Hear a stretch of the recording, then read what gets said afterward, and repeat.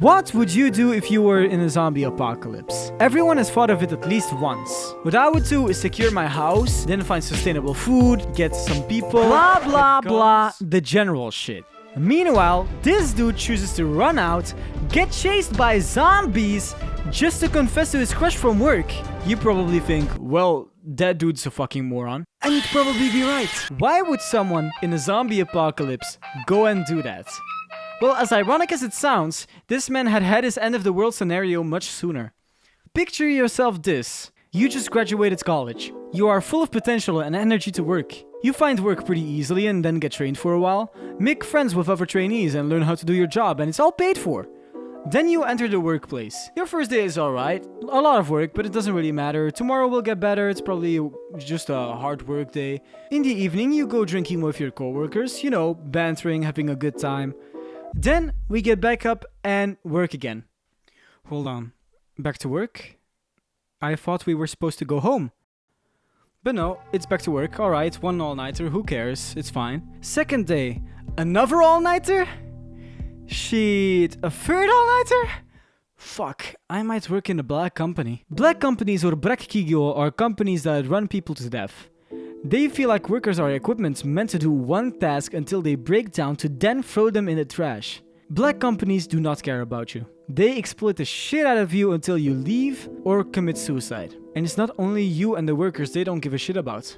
They don't even care about fucking laws. In the Labor Standards Act of 1947, it makes workers entitled to 10 days of paid annual leave after their first 6 months working. But black companies don't allow you.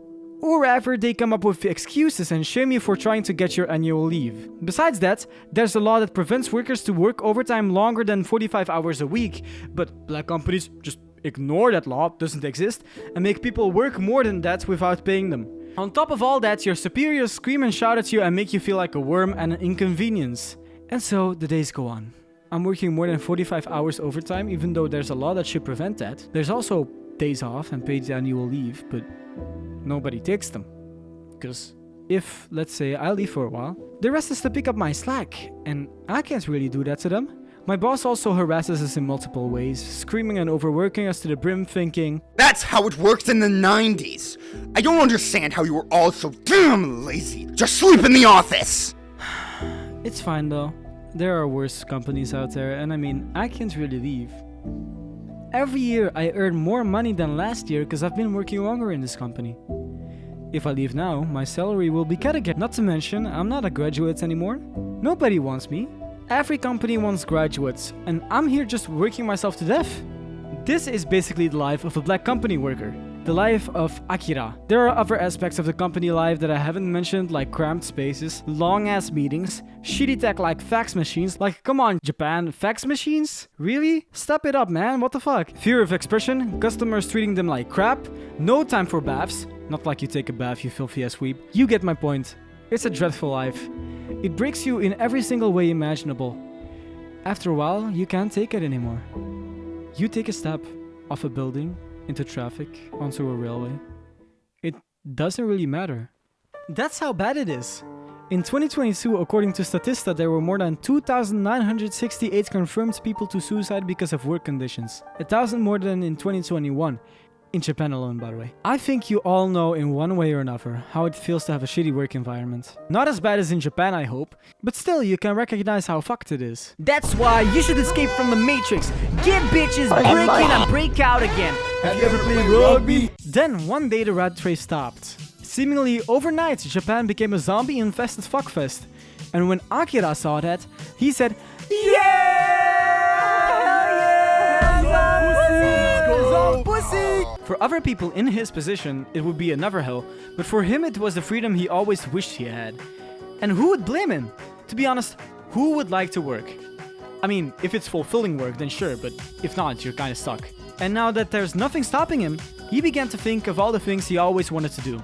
I mean, we could die tomorrow or 60 years from now. Either way, there's never enough time to do all the things we want.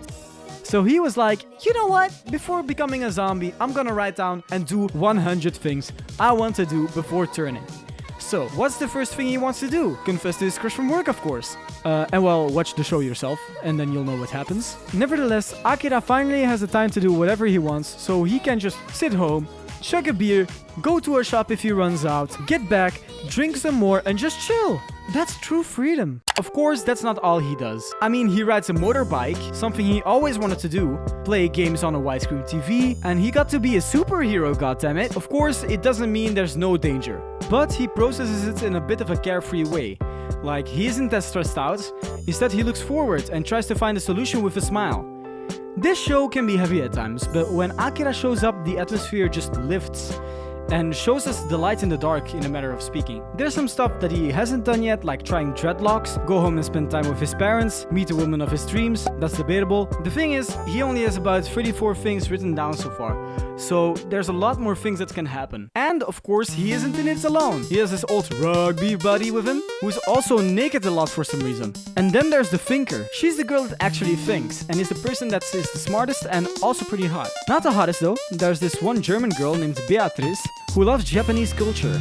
After a while, power runs out and water will be more and more difficult to obtain, so they'll have to get out of the city. But when you lose something, you gain something. So when the lights go out, the curtain unveils the beauty washed away by the electricity and the city lights. The stars. And that kind of beauty is seen all over Zom 100. For example, the way they use blood splashes as color brings a refreshing perspective compared to traditional zombie media. But that's not what I wanted to say. See, the days when his life was monochrome became colorful and bright once again. And that way of looking at life is something we all need to do. Because life is beautiful, as long as you allow it to. See ya!